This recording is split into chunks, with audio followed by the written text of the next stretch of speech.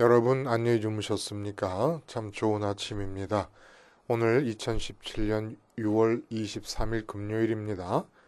말씀으로 드리는 오늘의 번제 욥기서 32장으로 같이 하겠습니다. 1절부터 5절까지만 같이 읽어봅니다. 시작.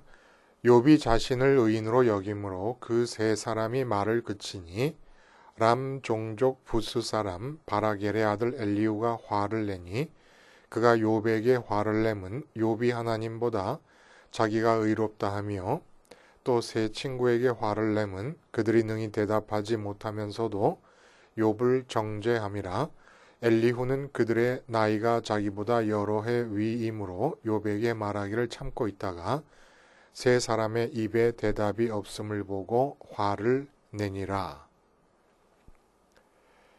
네, 오늘 이 욥기서 32장 말씀을 중심으로 Back to the Two-Track Future라는 영어식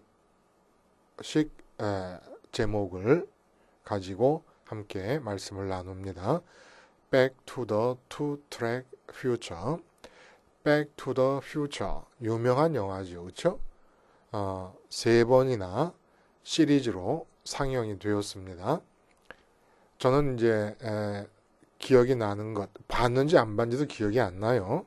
근데 1편은 봤다는 것을 분명히 알 수가 있습니다. 1편에서 보면 그 주인공 마티 맥플라이가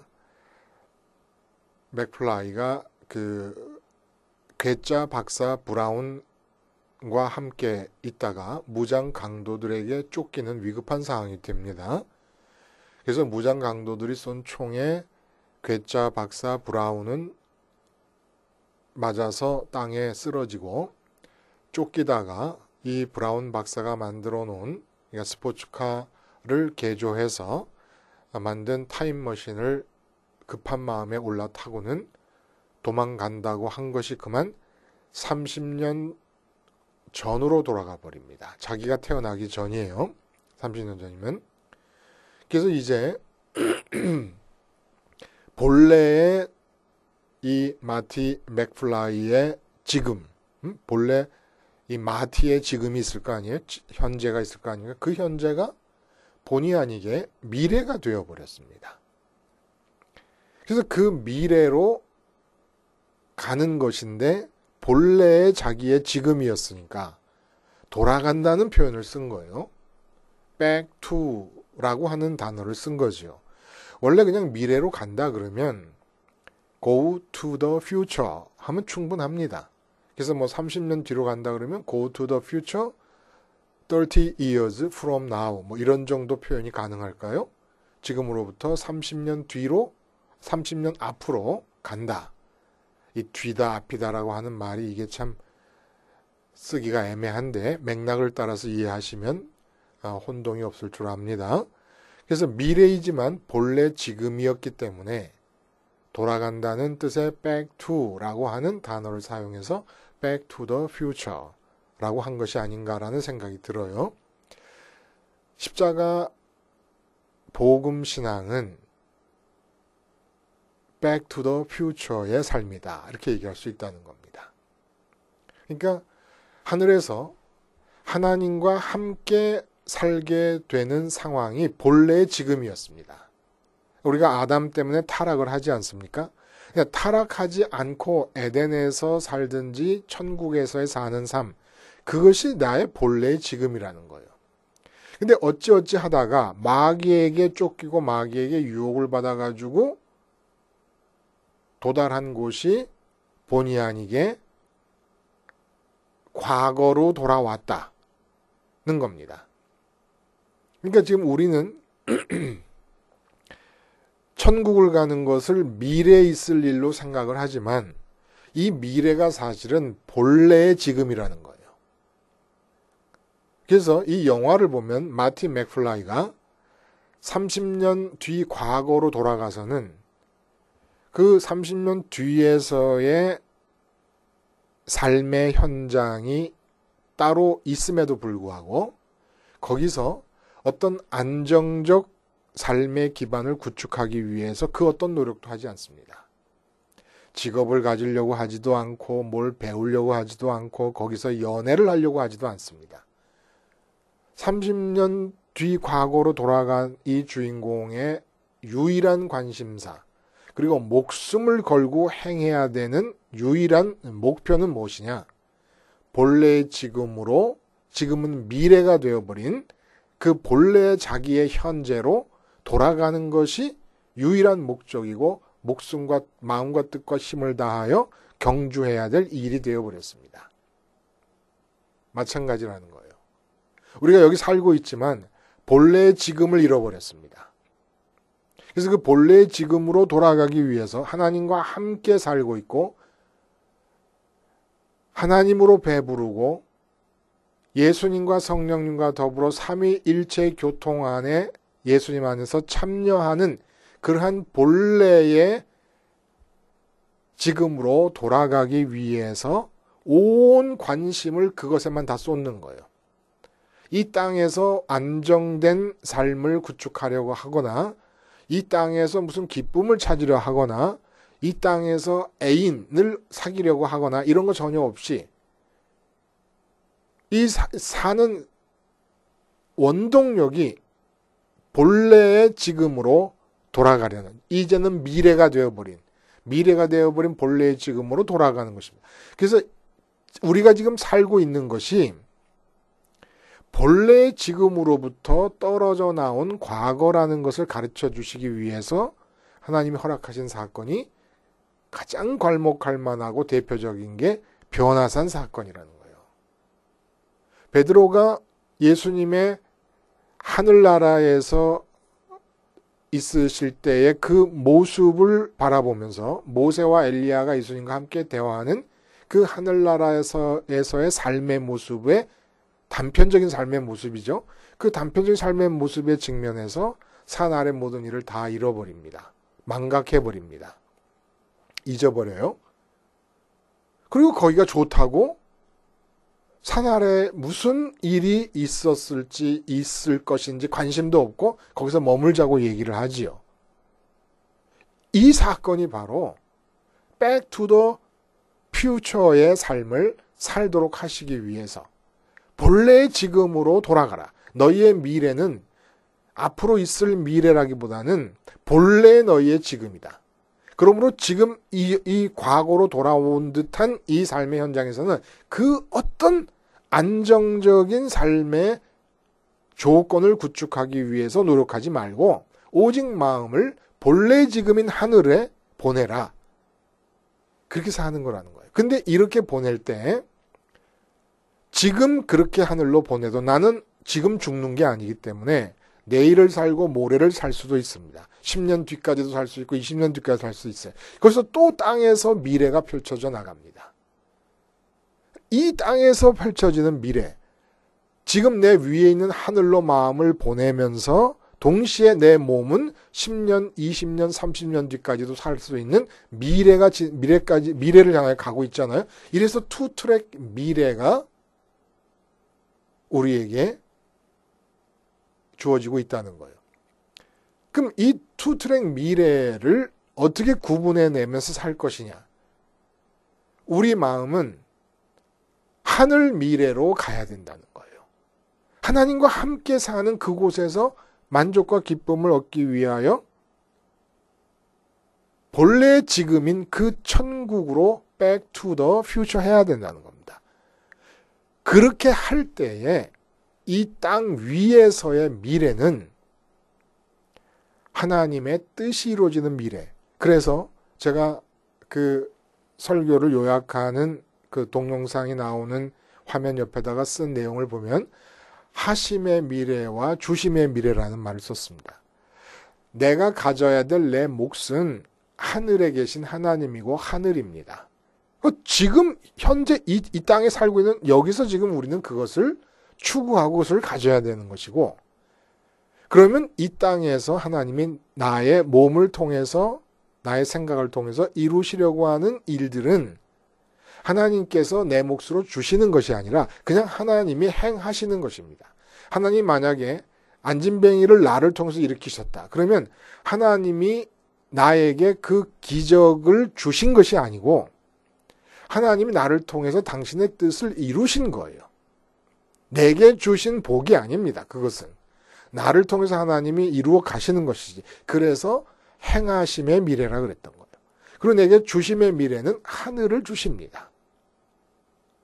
이렇게 투 트랙 퓨처를 향하여 가는 것. 이 땅에서 살고 있는 동안은 우리의 본래의 지금은 하나님의 계획하신 뜻이 이루어진 상태가 본래의 지금인 거예요. 그 본래의 지금을 향하여 가는 겁니다. 왜 떨어져 나왔냐? 마귀의 유혹을 받아가지고 우리는 지금 아직 하나님의 뜻이 이루어지지 않고 있는 그런 상황에서 살고 있다는 겁니다. 그리고 그 뜻이 이루어질 수 없을 상황으로 자꾸 이끌려가면서 이 이야기를 지금 왜 하고 있는 것입니까? 본문에 이제까지 욥과 세 친구의 변론에는 참여하지 않고 있던 엘리후라고 하는 가장 젊은 사람인 것 같아요. 이 사람이 드디어 입을 엽니다. 가장 젊었기 때문에 우리가 읽지 않은 부분을 쭉 읽다 보면은 연장자들끼리 대화하는 가운데 뭔가 연장자들이 더 지혜롭고 더 슬기로울 것이라고 믿고 겸손한 마음을 가지고 올바른 결론이 나기를 기다렸는데 욥이 끝까지 자기의 의의를 주장하고 그리고 끝까지 의의를 주장하고 있는 이 욥에 대해서 결정적 한 방을 날리지 못하고 있는 이 세 친구들의 변론이 결국은 욥의 승리로 끝나는 것 같은 그런 느낌을 받으면서 욥에게도 분노하고 세 친구에게도 화가 나서 도저히 못 견디겠다. 내 마음에 할 말이 너무 많아져가지고 배가 터질 것 같다. 이런 표현을 그대로 썼어요. 쭉 읽어보시면 마지막 부분에. 그러면서 말을 하는데 욥도 비난하고 세 친구도 비난을 합니다. 그럼 여기서 우리가 아직 구체적인 내용이 나오진 않았지만은 이 본문은 엘리후가 욥에게도 분노하고 세 친구에게도 분노해서 입을 열어 말을 하기 시작했다라고 하는 내용만 나와요. 그리고 자기의 말이 하나님의 지혜에 근거된 말이다라고 하는 자기 변론, 앞으로 전개될 변론의 정당성을 어필하고 그리고 둘 다 틀렸기 때문에 내가 말하지 않을 수 없다라고 하는 변론의 당위성에 대해서 얘기할 뿐 구체적인 내용은 아무것도 없습니다.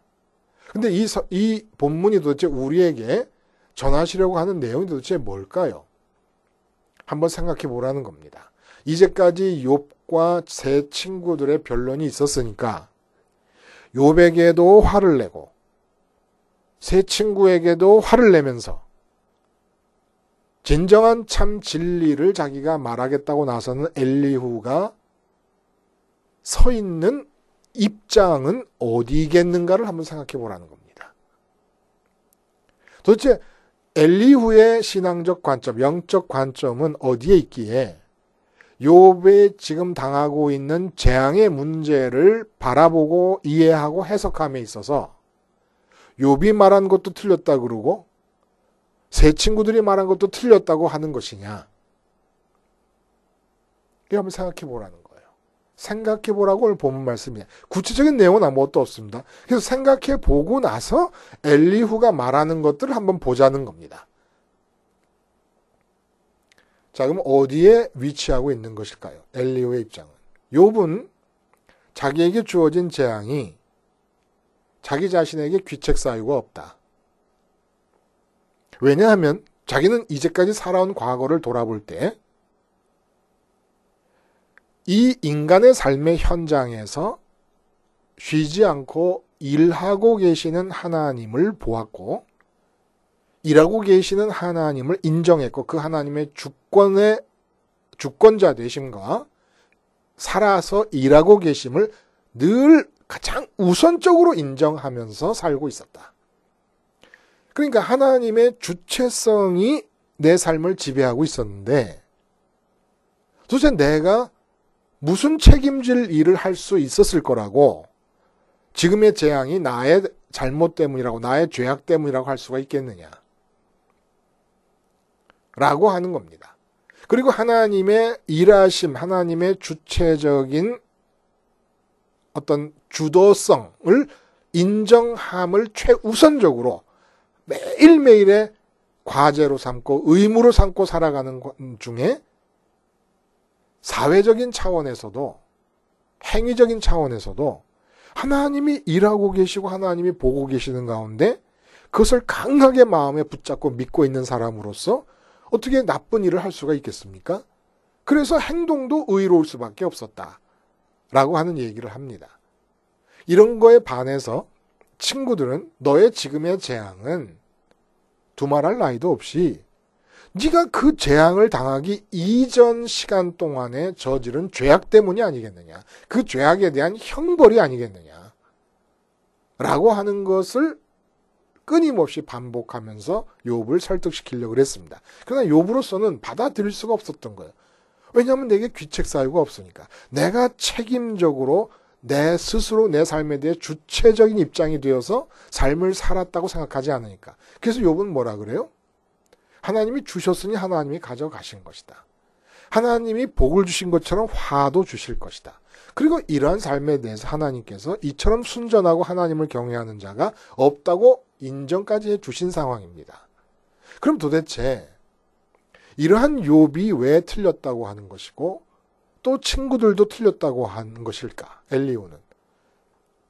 욥과 친구들의 공통점은 그들의 지금 이 재앙을 바라보고 있는 입장이 과거지향적이라는 겁니다.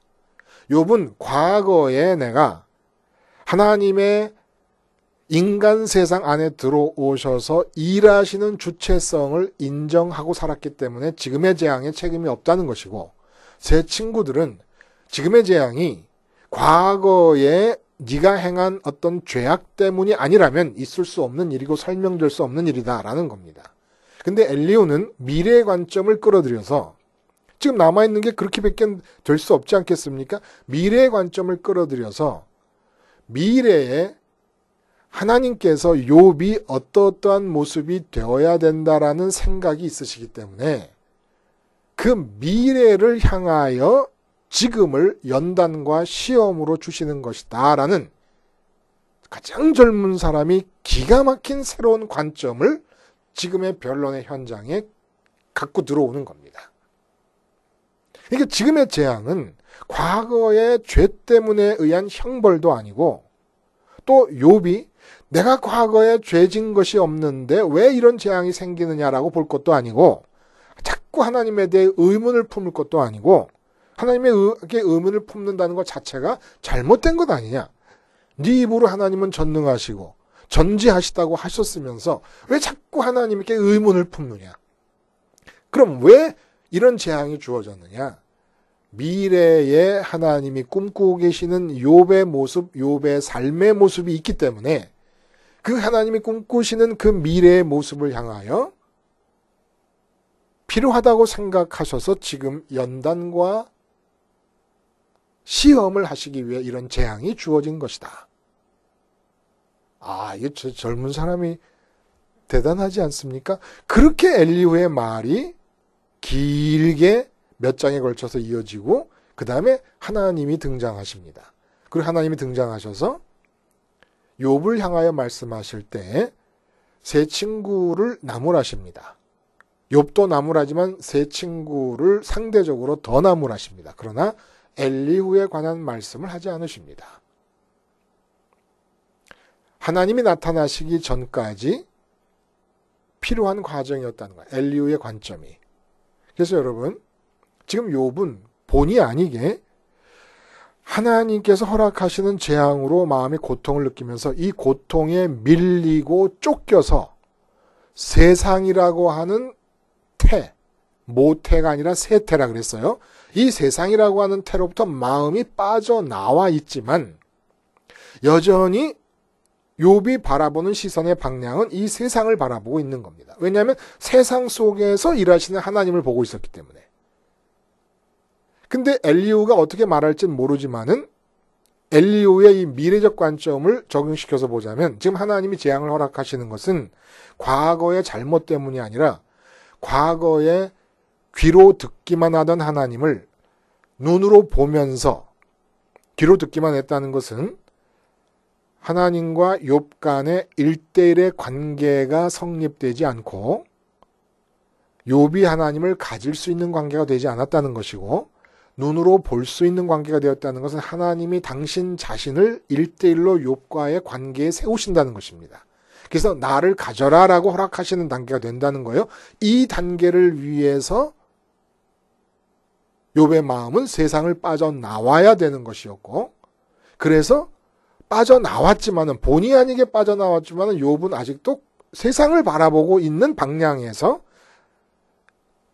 주체적으로 일하시는 하나님에 대해 의문을 품고 있는 단계입니다. 근데 엘리후의 관점이 적용이 되면 드디어 욥은 이 세상을 향하여 등을 돌려서 귀로만 듣던 하나님을 찾던 방향에서 눈으로 뵐 수 있는 하나님을 향하여 하늘을 향할 수 있게 된다는 것이죠. 엘리후의 미래 관점이 삽입이 되고 적용이 되면 끼어들어오면 그래서 우리 기독교인의 미래의 관점에 대해서 한번 알고 엘리후의 말을 살펴보면서 엘리후가 어떤 점에서 옳은 얘기를 했고 어떤 점에서 틀린 말을 했는가를 보자는 얘기입니다. 근데 그렇게 기독교인에게 허락되는 미래는 어떤 것이 미래냐 이거예요. 우리는 비전이라는 말을 참 많이 해요. 그래서 이 땅에서 앞으로 우리가 이루게 될, 이 땅에서 내가 얻게 될 내 기업을 비전으로 설정하고 미래를 향해 간다고 생각합니다. 이건 신앙의 미래가 아니라는 거예요. 신앙의 미래는 투 트랙으로 온다 그랬습니다. 한 신앙인에게 첫 번째 트랙은 지금 위에 있는 하늘로부터 오는 미래예요. 하나님과 내 마음이 하나가 돼서 내 마음이 하나님을 가지고 하나님으로 기뻐하게 되는 하늘 미래가 첫 번째 트랙이고 그렇게 하늘 기쁨이 유지되고 있는 사람에게서 이 땅에서 일어나는 미래의 트랙은 내 것으로 주시는 게 아닌 거예요. 아까도 말씀을 드렸지만 이 땅에서 이루어지는 미래는 나의 비전이 아닙니다. 하나님의 비전을 나를 통해 하나님이 이루시는 것이에요. 하나님이 행해서 내게 주시는 게 아닙니다. 그러니까 내가 사업을 크게 하게 됐다. 근데 내 마음은 하늘에 올라가서 첫 번째 미래의 트랙을 따라 하늘에 올라가서 지금 현재 하나님과 기뻐하고 있다. 소망이 뭐라 그랬어요? 미래에 일어날 일을 지금 기뻐하는 게 소망이라 그랬습니다. 그리고 이것이 바로 우리 마음이 back to the future 하는 거예요. 그래서 우리 마음이 하늘에서 기쁘고 있는 동안에 이 땅에서 하나님은 내 몸을 이용해서 당신의 뜻을 이루어 가시는 것이지. 근데 이루어 가시는 과정 중에 사업이 잘 됐다 그러면 그 사업을 내게 주시는 게 아니고 하나님이 사업을 그렇게 이루어 가시는 것입니다. 만약 사업이 망했다 그러면 망하게끔 해 주신 것이 아니고 하나님이 망하도록 하신 것이고 하나님의 뜻을 이루어 가시는 것입니다. 그러니까 이 땅에서는 하나님이 아무리 별의 별 일을 다 행하셔도 내게 주시는 게 아무것도 없다는 거예요. 자꾸 우리는 하나님이 행하셔서 내게 주시는 것을 이 땅에서 찾으려고 그런다는 거예요. 그래서 하나님께서 주시는 미래가 있고 주심의 미래 그리고 하나님의 하심의 미래가 있다는 거예요. 주심의 미래는 하늘을 주신다는 것이고 하심의 미래는 이 땅에서 내게 하나도 안 주십니다.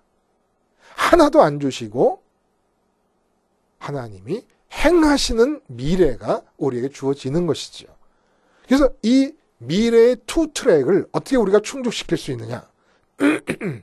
자꾸 마음이 눈으로 보고 귀로 듣고 손으로 만져지는 것들에 쏠려 들어가고 그런 것들을 마음 안으로 담고 생각하고 씨름하려고 그럴 때마다 그 눈에 보이고 귀에 들리고 손으로 만져지는 것들에 대해서 십자가에서 죽는 겁니다.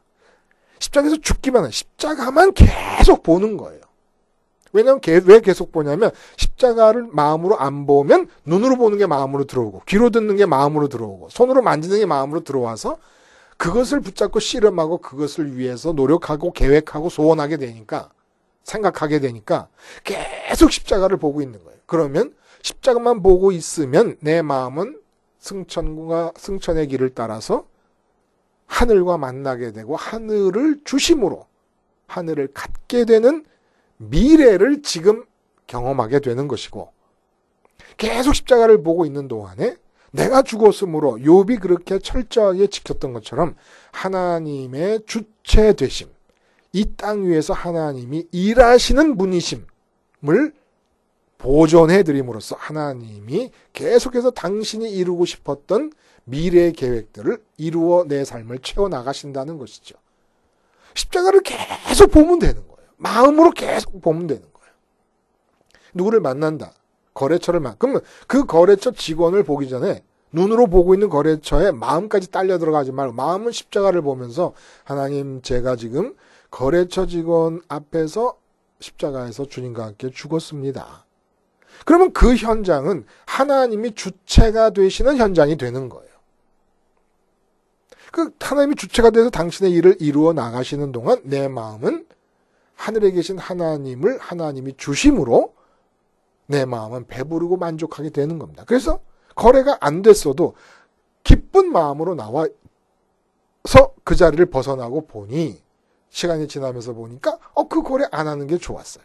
또 뭐 그 거래가 안 돼서 내가 큰 손해가 임하고 계속해서 삶에 진행되는 수가 한 수 지나고 두 수 지나고 세 수, 100수 지나고 보니까 결국은 그게 안 되는 게 좋은 걸로 판명이 또 되기도 하는 것이고 하여간 그것은 내게 주는 것이 아니라 이 땅은 하나님이 행하시는 것입니다. 그래서 주심의 미래, 하늘 미래요. 그리고 하심의 미래, 땅의 미래죠. 십자가를 붙잡고 생활을 하다 보면 이 투 트랙 퓨처가 우리들에게 주어집니다. 이 투 트랙 퓨처를 염두에 두면서 엘리후가 하는 변론의 내용을 한번 이제부터 살펴보자는 거죠. 기도하시겠습니다.